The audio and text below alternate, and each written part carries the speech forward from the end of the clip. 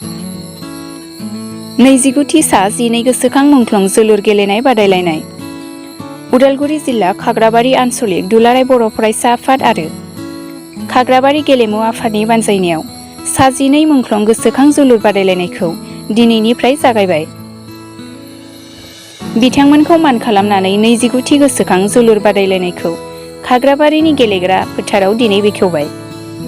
थांनाय बोसोरफोराव खुंनाय बायदिनो बे बोसोरावबो खाग्राबारि गेलेग्रा फोथाराव गाजा गोमजा खुंनायखौ नुनो मोन्दों। बेखेवगिरि महरै बिटिआरनि गेलेमु बिफाननि इएम दावबायसा बर'आ बेखेवनानै होयो।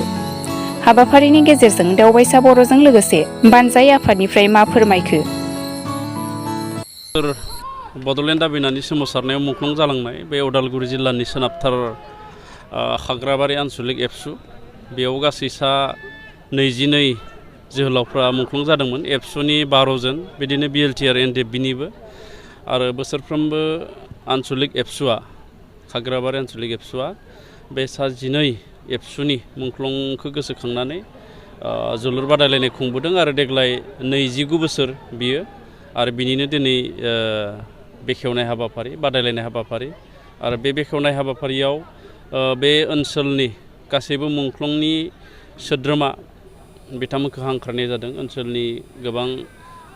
दैदेनगिरि मेलेमजिबि बिथांमोनखौ हांख्रायनानै बे गेलेनायखौ बेखेवजेननाय जाहैदों आरो बेहाय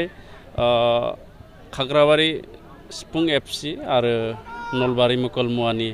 आर्यान स्पर्ट्स एस'सियेसन बेनि गेजेराव गिबि गेलेजेननाय बादायलायनाया सोलिगासिनो दं। गेलेनायखौ जोङो गोसो होदों मानो होनना बुङोब्ला सोलोंथाइ बिफाननि उनावनो गेलेमु बिफान आरो बे गेलेमु बिफाननि गेजेरजोंबो गोबां मानसिया गाव गावनि जिउखौ गायसननो हायो।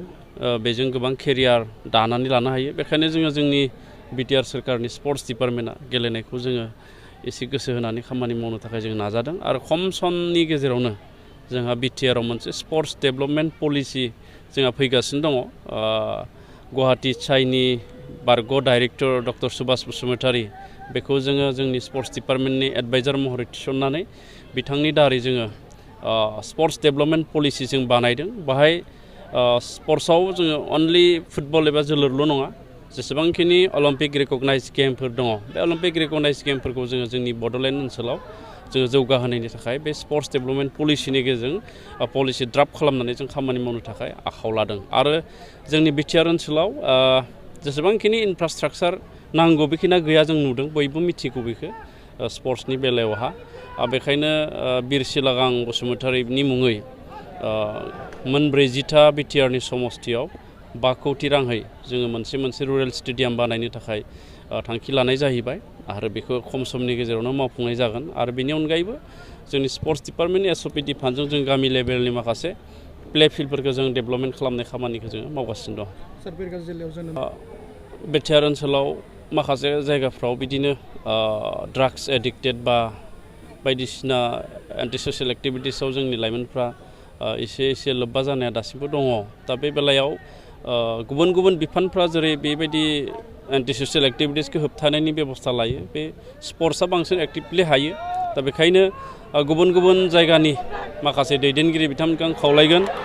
गेलेमु दैदेनगिरि आं बिथांमोनखौ खावलायगोन, स्पर्ट्स एस'सियेसन बिथांमोनखौ आं खावलायगोन बिथांमोना जाहाथे उन्दै गेलेनाय गथ'फोरखौ जाहाथे लानानै गेलेनाय बादायलायनाय खुङो आरो दुलाराय बर' फरायसा आफादा मोजां मोनसे हाबाफारि मावगासिनो दङ। बिथांमोना गेलेनायनि बेलायाव जौगाहोनो थाखाय खामानि मावगासिनो दं।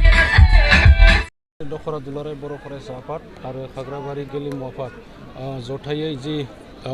दिनैनिफ्राय जि सेथि गेम जागायनाय बे हाबाफारियाव जोङो गिबि हाबाफारि हिसाबै जोङो दुलाराय बर' फरायसा आफादनि जि फिरफिला बिरहोनाय आरो बेजों लोगोसे गेलेमु आफादनि जि फिरफिला बिरहोनाय आरो बेनि उनावहाय जोङो जि सा 12 बड'लेण्ड मुंख्लं जाय बिर जोहोलाव बिथांमोना खाग्राबारि ओनसोलनिफ्राय जि मुंख्लं जालांबाय बिथांमोननि जि सावगारियाव बिबार बावनाय